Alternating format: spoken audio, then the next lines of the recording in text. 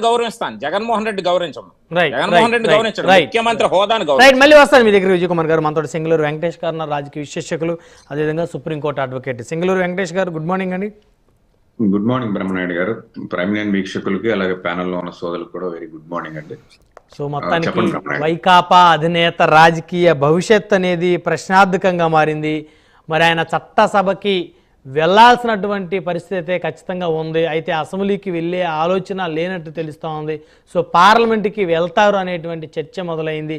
దానికి సంబంధించి ఇంతవరకు వైకాపా నుంచి ఎవ్వరూ కూడా బయటకు వచ్చి ఇది తప్పు లేదా ఇది కరెక్టు, ఆయన అసెంబ్లీకి వస్తారు లేదా ఆయన అసెంబ్లీకి రారు అని ఎవరు కూడా దీని మీద స్పందించేటువంటి పరిస్థితుల్లో లేరు. చీమ చిటుక్కుమన్న వెంటనే స్పందించేటువంటి వైకాపా పార్టీ కానీ, ఆ పార్టీ యంత్రాంగం కానీ ఇంత పెద్ద ఇష్యూ, ఒక సాక్షాత్ ఒక పక్క రాష్ట్ర ముఖ్యమంత్రి వచ్చి మరి ఈ ఇష్యూ మీద మాట్లాడినప్పటికీ కూడా కనీసం స్పందించే పరిస్థితుల్లో వైఎస్ఆర్ కాంగ్రెస్ పార్టీ లేదంటే ఏం జరుగుతోంది పార్టీలో అని అనుకోవాలి వెంకటేష్ గారు?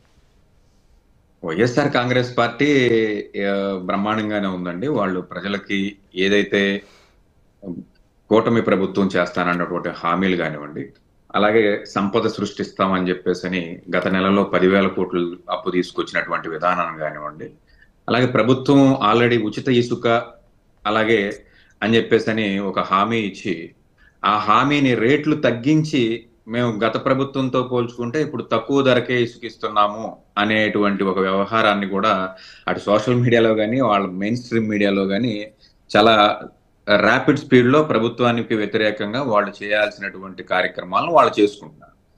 రెండో విషయానికి వచ్చినట్లయితే ఏదైతే పక్క రాష్ట్ర ముఖ్యమంత్రి గారు, గౌరవ ముఖ్యమంత్రి గారు యనమల రేవంత్ రెడ్డి గారు, ఆయన ఏదో ఆయనకి సంబంధించినటువంటి ఒక ప్రెడిక్షన్ ని ఆయన చెప్పడం జరిగింది. దాన్ని ఖండించాల్సినటువంటి విషయం ఏముంది అసలు? ఇప్పుడు రేవంత్ రెడ్డి గారు వచ్చారు, ఆయన వచ్చినప్పుడు ఉండకుండా ఈయన ఎంపీగా వెళ్తాడు, మాకు ఇన్ఫర్మేషన్ ఉంది అని చెప్పాడు. క్రెడిబిలిటీ లేని ఇటువంటి న్యూస్ని గాలిపోగు చేసి గోల చేసుకుని, లేకపోతే వాళ్ళు ఏదో మన మీద పోసారు కాబట్టి మనం దాన్ని తుడుచుకునే ప్రయత్నం చేయాల్సినటువంటి పరిస్థితిలో వైఎస్ఆర్ కాంగ్రెస్ పార్టీ ఉందని నేనైతే అనుకోవట్లేదు. దీనికన్నా వెంకటేష్ గారు, ఎవరో దారిని పోయే దానయ్యలో మాట్లాడే మాటలు కాదు. సాక్షాత్తు తెలంగాణ రాష్ట్ర ముఖ్యమంత్రి రేవంత్ రెడ్డి గారు వచ్చి ఆంధ్రప్రదేశ్ వచ్చి వైఎస్ఆర్ జయంతికి హాజరయ్యి కడప పార్లమెంటు స్థానానికి ఉప ఎన్నికలు జరుగుతాయి అనేటువంటి వార్త నేను విన్నాను సోషల్ మీడియాలో. అదే కనుక నిజమైతే ఖచ్చితంగా నేను కడప పార్లమెంట్లోని ప్రతి గ్రామం తిరుగుతాను, షర్మిలా గారిని గెలిపిస్తానని చెప్పేసి మాట్లాడిన తర్వాత కూడా స్పందించలేదంటే ఇంకా దానికి అర్థం లేదు. ఇంకా ఎవరో మీరు లేకపోతే ఇంకొకరో సాధారణమైనటువంటి ఒక పార్టీ ప్రతినిధులు మాట్లాడిన మాట కాదు అది. పక్క రాష్ట్ర ముఖ్యమంత్రి మాట్లాడారు. స్వయాన వారి జగన్మోహన్ రెడ్డి గారి నాన్నగారి జయంతి ఉత్సవాల్లో మాట్లాడారు. వాళ్ళ నాన్నగారి అనుచరులు అన్యాయులను పక్కన పెట్టుకుని మాట్లాడారు. వాళ్ళ సోదరు పక్కన పెట్టుకుని మాట్లాడినటువంటి మాటలు ఇవి ఎలా కొట్టి పారేస్తారు ఈ మాటలు? ఇదే అంశము వేరే పార్టీల మధ్య జరిగితే ఈ పార్టీకి వారు కానీ వారికి సంబంధించిన మీడియా కానీ ఎంత ఇదిగా మాట్లాడేది. రేవంత్ రెడ్డిని వదిలితే 100 చెబుతాడు. రేవంత్ రెడ్డి మాటలకి క్రెడిబిలిటీ ఎక్కడ ఉందండి? రేవంత్ రెడ్డి చెప్పాల్సింది ఏంటంటే 50 లక్షలు నేను ఇవ్వలేదు, నాకే 50 లక్షలు ఇవ్వబోయాడు అని చెప్పినట్లయితే కాస్త నమ్మే విధంగా ఉండేది. అలాగే ప్యానెల్లో ఉన్న మిగతా పార్టీ ప్రతినిధులు కానివ్వండి, మీరు కానీ చెబితే ఈ రాష్ట్రం యొక్క భవిష్యత్తు గురించి 24 గంటలు అవిశ్రాంతంగా శ్రమిస్తారు కాబట్టి మీరు చెబితే అది ఆథెంటికేషన్ గా ఉంటది. రేవంత్ రెడ్డి మాటలకి ఆంధ్రప్రదేశ్ రాజకీయాలకి సంబంధం ఏంటండి? ఆయన ఏదో కలగని మన జగన్మోహన్ రెడ్డి గారు అసెంబ్లీ నుంచి రావట్లేదు, లేకపోతే లోక్సభకు వెళ్ళబోతున్నాడు, మరొకటి లేకపోతే జగన్మోహన్ రెడ్డి గారు అమెరికా వెళ్ళబోతున్నాడని ఏదో ఆ గాలి వార్తలని చెప్తే ఆ మాటలకి క్రెడిబిలిటీ, దాని మీద టీవీ డిబేట్లు, మళ్ళీ దాని మీద వైఎస్ఆర్ పార్టీ వాళ్ళు ఖండించలేదనేటువంటి ఒక అపవాదులు, ఇవన్నీ అవసరం లేదు. రేవంత్ రెడ్డి గారి మాటలకి ఈ రాష్ట్ర రాజకీయాలకి ఎటువంటి సంబంధం లేదు. ఆయనతో ఏదో ఆయన ఒక పప్పెట్ లాంటి వాడు. ఆయనకి ఇక్కడికి వచ్చి ఏం మాట్లాడమంటే ఈ రాష్ట్ర స్థితిగతుల గురించి అది మాట్లాడతాడు. అంతేగాని ఆయన చెప్పింది ఆథెంటికేషన్. ఇప్పుడు ఆయనకి తిరుమలలో వాటా కావాలి, మచిలీపట్నం పోర్ట్లో వాటా కావాలి, లేకపోతే ఇక్కడ ఉన్నటువంటి కరెంటు సంబంధించి ఆయనకు వాటాలు కావాలి, అలాగే హైదరాబాద్ లో ఆయన వాటా ఇవ్వడు. ఇవన్నీ కూడా క్రెడిబుల్, మనం చర్చించాల్సిన విషయాలు ఇవి. జగన్మోహన్ రెడ్డి లోక్సభకి వెళ్తాడా, లేకపోతే పార్లమెంట్ లో ఆయన కేంద్ర మంత్రి పదవి తెచ్చుకుంటాడా, లేకపోతే ఇంకోటి హూ ఈజ్ హీ ఆయన చెప్పడానికి. ఇప్పుడు టీడీపీ అధికార ప్రతినిధి గారు చెప్పినా, జనసేన అధికార ప్రతినిధి గారు చెప్పినా దానికి క్రెడిబిలిటీ ఉంటుంది. జగన్మోహన్ రెడ్డి గారు ఇక్కడ నుంచి అక్కడికి వచ్చాడు, బీజేపీతో ఆల్రెడీ మాటలు జరిగినాయి, ఆయన లోక్సభకు వచ్చేటువంటి ఒక పరిస్థితి ఉంది అని చెప్పేసి జరగలేదని మీరే చెప్తారు, జరుగుతున్నాయేమో జరుగుతాయేమో. ఉండండి, ఎన్డీఏ కూటమిలో ఉన్న వాళ్ళు ఎవరైనా చెబితే దానికి ఆథెంటికేషన్ ఉంటుంది. ఎన్డీఏ కూటమిలో బీజేపీ పార్టీతో పాటు వీళ్ళు ఈ ఇరు పార్టీలు జనసేన పార్టీ, టీడీపీ పార్టీ కూడా భాగం కాబట్టి వారి మాటలు మనం క్రెడిబిలిటీగా తీసుకోవచ్చు. Who is Revanth Reddy? రేవంత్ రెడ్డి గారికి ఉన్నటువంటి అర్హత ఏంటి? ఈ రాష్ట్రం గురించి మాట్లాడే అర్హత. ముందు ఆయన ఏదైనా మాట్లాడాలంటే తిరుమల అందరికీ సంబంధించినది. తిరుమలలో వాటా అడగటం ఏంటండి? ఏ రకంగా అడుగుతారండి? తిరుపతిలో, హైదరాబాద్ లో వాటా మనం అడిగామా? 10 సంవత్సరాలు ముగిసిన తర్వాత మనం దాని గురించి ఈ రోజు వరకు ఈ రాష్ట్ర ప్రభుత్వం మాట్లాడింది లేదు. ఆయన తిరుపతి గురించి మాట్లాడుతున్నాడు, దాని గురించి మనం డిబేట్ పెట్టాలి. అంతేగాని జగన్మోహన్ రెడ్డి లోక్సభలో లేకపోతే ఇక్కడ అసెంబ్లీలో ఉన్న, అసెంబ్లీకి వచ్చే పరిస్థితి ఏంటి? అసెంబ్లీకి ఖచ్చితంగా జగన్మోహన్ రెడ్డి గారు వస్తారండి, అందులో మీరేం మొహాట పడాల్సిన పని లేదు. ఆయన అడిగింది ఏంటి? ఆయన ఒక లెటర్ రాశాడు, అయ్యా ప్రతిపక్ష హోదా ఇవ్వటానికి మీకు చట్ట ప్రకారం ఎటువంటి అభ్యంతరాలు లేవు, కాన్స్టిట్యూషనల్ లో ఎటువంటి అభ్యంతరము లేదు అని చెప్పేసి, కాన్స్టిట్యూషన్ లో ఎటువంటి అభ్యంతరము లేదు, అది కేంద్ర ప్రభుత్వానికి సంబంధించింది. ఆల్రెడీ ఢిల్లీలో ఇచ్చారు కదా, ఢిల్లీలో 3 సీట్లు ఉన్న బీజేపీ ప్రభుత్వానికి ప్రతిపక్ష హోదా ఇవ్వాలి అని ఏమన్నా రూల్ ఉందంటారా చట్టంలో? ఎందుకంటే మీరు సుప్రీంకోర్టు అడ్వకేట్ కాబట్టి లేదు కదా. లేదు, ఇవ్వాలి. మరి అసలు 175కు 175 సాధిస్తా, ఒక్క సీటు కూడా నేను ఎవరిని గెలవనించే పరిస్థితి లేదు అన్న పెద్ద మనిషి ఈ రోజు ప్రతిపక్ష హోదా యాచించే స్థాయిలో ఉన్నారు కదా. బ్రహ్మనాయుడు గారు ఎలక్షన్ ముందు, ఎలక్షన్ తర్వాత, ఎలక్షన్ ముందు వైనాట్ పులివెందుల అన్న వాళ్ళు కూడా ఇక్కడ ఇదే ప్యానెల్ లో ఉన్నారు కదా పార్టీలు. వైనాట్ పులివెందుల, వైనాట్ కుప్పం అన్న ఆయనకి 11 సీట్లు వచ్చినాయి. వైనాట్ పులివెందుల అన్న వాళ్ళకి ఏమొచ్చినాయి? పులివెందులను క్రాస్ చేశారా? కాబట్టి ఎలక్షన్ కి ముందు జరిగేది వేరు, ఎలక్షన్ తర్వాత జరిగేది వేరు. ఎలక్షన్ తర్వాత జరిగింది ఏంటంటే ప్రతిపక్ష హోదా ఉంటే ప్రజా సమస్యల గురించి మేము బలంగా ప్రశ్నించగలుగుతాం, మాకు 40% ఓట్ షేర్ ఉంది అని చెప్పేసి అని ఆయన కోరటం జరిగింది. ఇవ్వకపోవడం అనేది సభాపతి, ఆయన కాన్స్టిట్యూషనల్ పోస్ట్ లో ఉన్నాడు కాబట్టి ఆయన పెద్ద సింహం అయినా లేకపోతే ఒంటైనా గొర్రెైనా మనమేం పెద్ద భయపడాల్సిందేం లేదు. ఆయన కాన్స్టిట్యూషనల్ పొజిషన్ లో ఉన్నాడు. ఆయన గురించి బేషరతుగా మాట్లాడాడు. బేషరతుగా ఏం చెప్పాడు?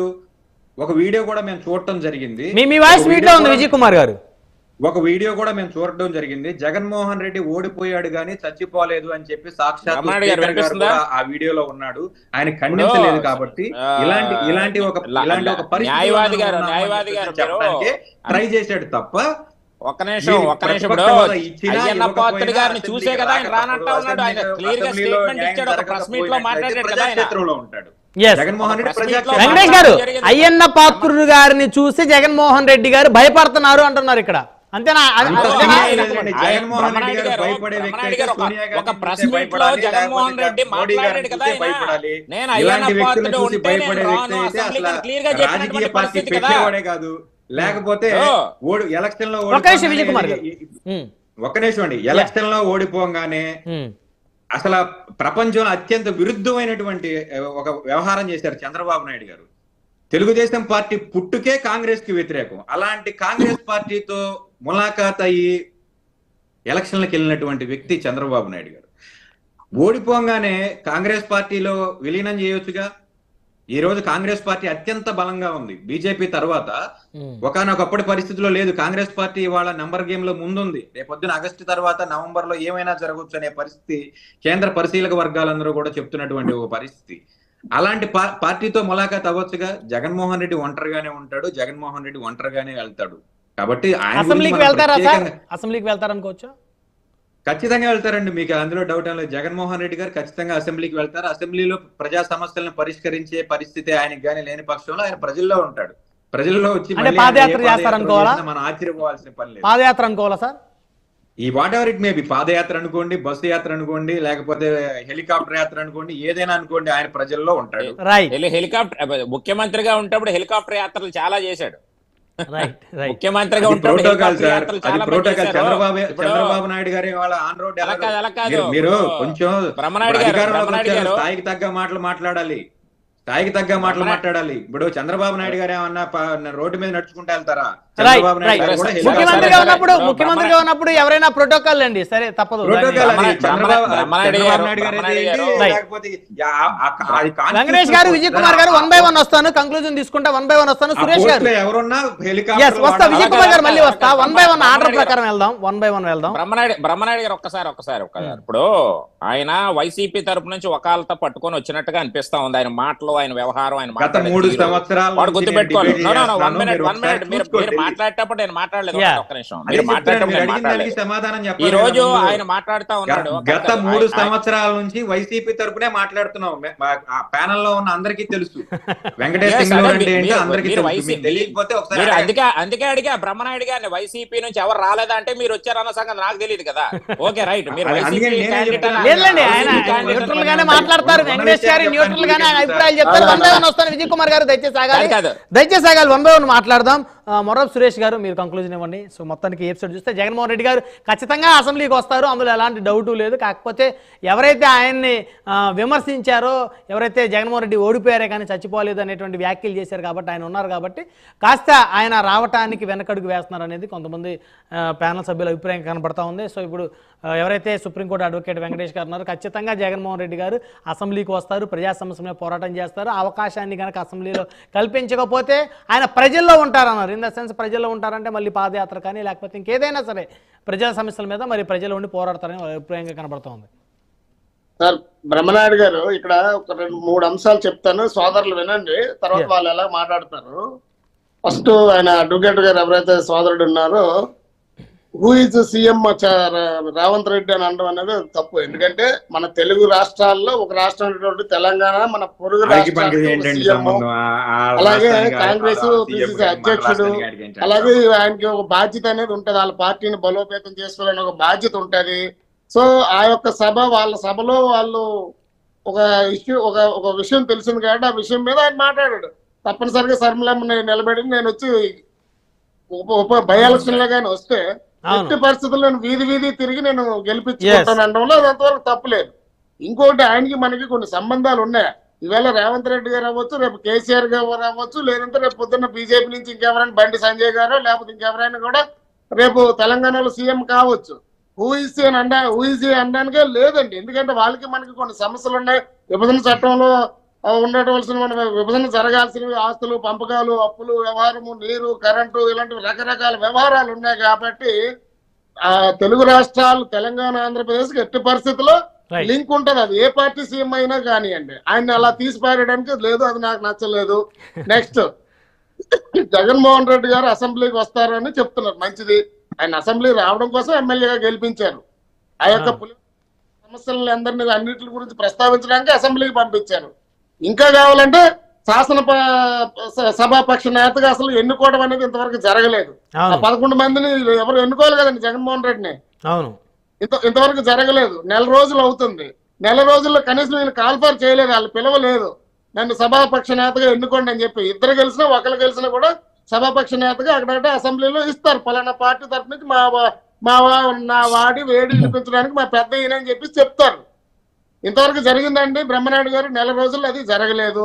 ఎందుకంటే జగన్మోహన్ రెడ్డి తాలూకా ఆలోచన విధానం ఎప్పుడు రాజుగా ఉండడానికే చూస్తాడు తప్ప రాజు అవడానికి కావాల్సిన పోరాటాలన్నీ చేస్తాడు. రాజు అయిన తర్వాత ప్రజల మీద ఎక్కి కూర్చుంటాడు.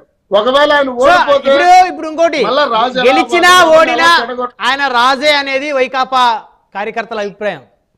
అదేనండి, నేను అదే చెప్తాను, కంక్లూడ్ చేస్తాను. ఇది కంటిన్యూ కొద్దిగా 1 నిమిషం నా టైం ఇవ్వండి.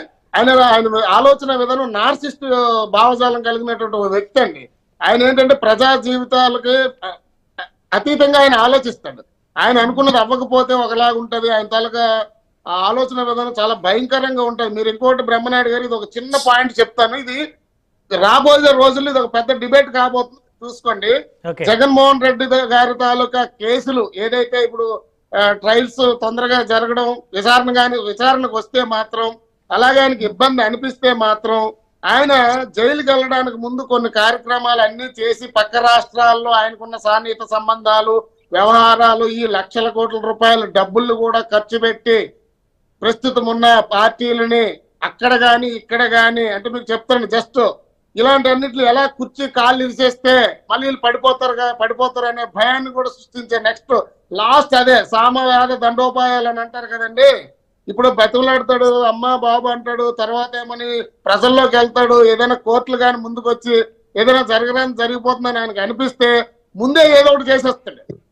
అలాంటి పనులు కూడా లక్షల వేల కోట్ల రూపాయలు కుమ్మరించి ప్రభుత్వాలే అస్తిత్వ పరిచే విధంగా ఆలోచన చేస్తాడు. ఆయన ఆలోచన విధానం అలా ఉంటది. సో అందుకని చెప్పి జగన్మోహన్ రెడ్డి గారు మన అడ్వకేట్ గారు చెప్పినట్టు అసెంబ్లీకి వెళ్ళాలి, పబ్లిక్ ఇష్యూస్ మాట్లాడాలి. అలాగే ఏదైతే పాలక పక్షం ఉందో వాళ్ళు చెప్పినటువంటి హామీలు ఏమైనా నెరవేర్చకపోతే ఎందుకు నెరవేర్చలేదని అడగండి. నిన్న లేదు 10 రోజులు 15 రోజులు కాకముందు వెళ్ళలేదు, ఎందుకు వేయలేదు అని చెప్పేసి మాట్లాడుతున్నారు. అంటే వాళ్ళకి మినిమం కామన్ సెన్స్ లేదండి. వైసీపీ నాయకులకు కానీ ఏదైతే మాజీ ముఖ్యమంత్రి వర్యులకు కానీ కనీసం ఒక 5 నెలలు 6 నెలలు టైం ఇవ్వండి. అసలు నువ్వేమేం చేసావు నీకు తెలుసు, అవన్నీ బయట పెట్టుకోవడం.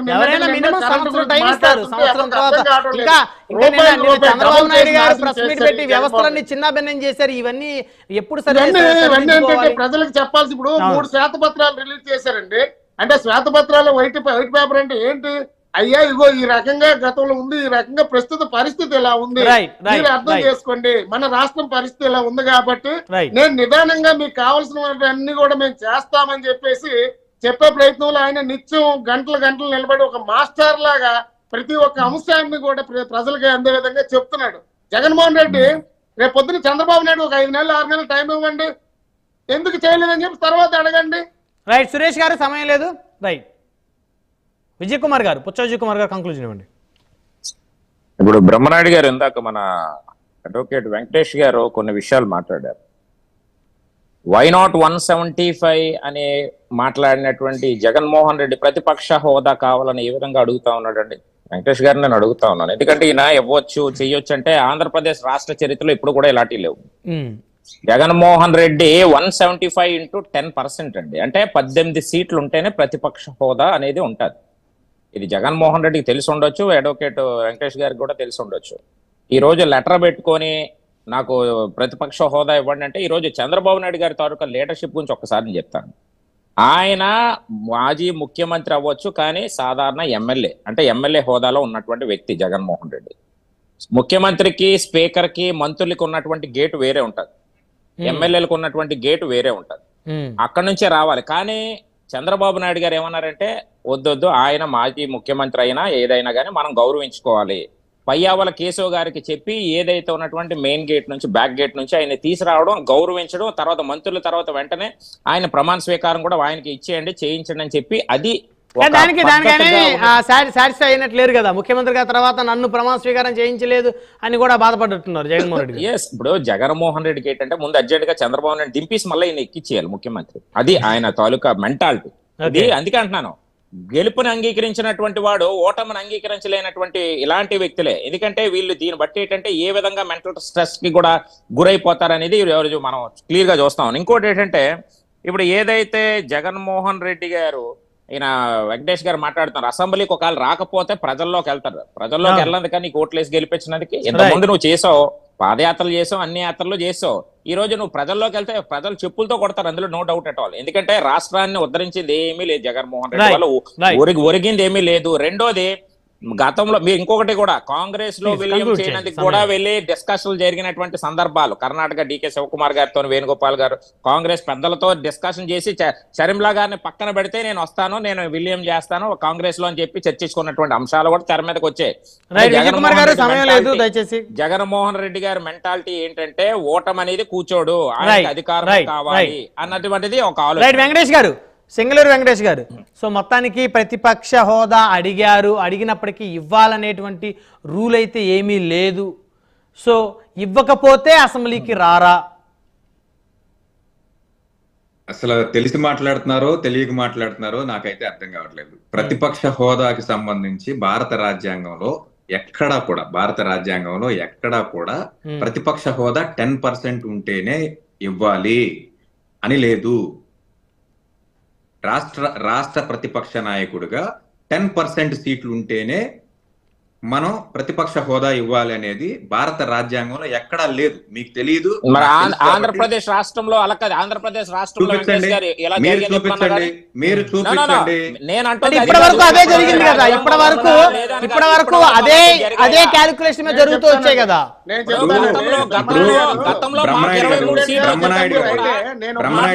ఇదే జగన్మోహన్ రెడ్డి మాట్లాడారు. విజయ్ కుమార్ గారు ప్లీజ్ 1 minute, సమయం లేదు సార్. వారి సమయాన్ని వరకు ఇద్దాం. వెంకటేష్ గారు గతంలో జగన్మోహన్ రెడ్డి గారు మాట్లాడారు.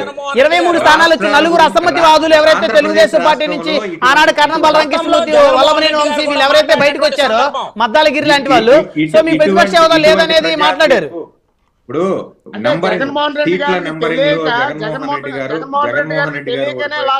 ఆగండి సురేష్ గారు ప్లీజ్ దయచేసి ఆగాలి. వెంకటేష్ గారు, సీట్ల ప్రతిపాదనలో జగన్మోహన్ రెడ్డి గారు 11 సీట్లకే పరిమితమైనటువంటి మాట వాస్తవం. 10% బిలో ఉన్న మాట వాస్తవం. ఓట్ల పర్సెంట్ లో 40% ఓట్లు ఉన్నది కూడా ఎవరో ఖండించలేనటువంటి ఇటువంటి ఒక నేతకి కనీసం అడిగే హక్కు లేదా? నాకు ప్రతిపక్ష హోదా ఇవ్వండి. ఈ రాష్ట్రంలో ఎన్డీఏ కూటమి అధికారంలో ఉంది. మరో పార్టీ లేదు. జగన్మోహన్ రెడ్డి మరే పార్టీ లేదు. మరి వెంకటేష్ గారు మీరు మాట్లాడేటప్పుడు నేను విజయ్ కుమార్ గారు ఆగండి సార్. జగన్మోహన్ రెడ్డి గారు కూడా ఈ భారతదేశ పౌరుడే. ఆయన కూడా ప్రజల మద్దతు అసెంబ్లీకి ఎన్నికయ్యారు. దయచేసి ఆగండి. ఆ విధంగా మాట్లాడదు. దయచేసి ఆగండి. విజయ్ కుమార్ గారు ప్లీజ్ దయచేసి మీరు ఆగాలి. మీ సమయం మీకు ఇచ్చాను, మీరు ఆగాలి. వెంకటేష్ గారు కంక్లూడ్ చేయండి. వెంకటేష్ గారు,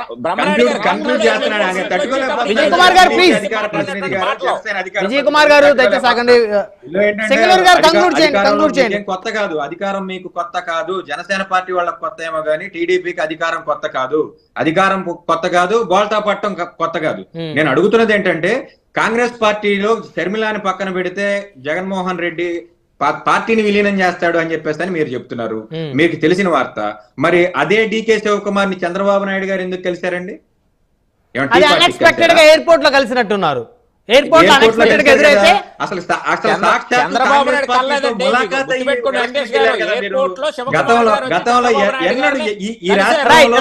విజయ్ కుమార్ గారు దయచేసి ఆగండి.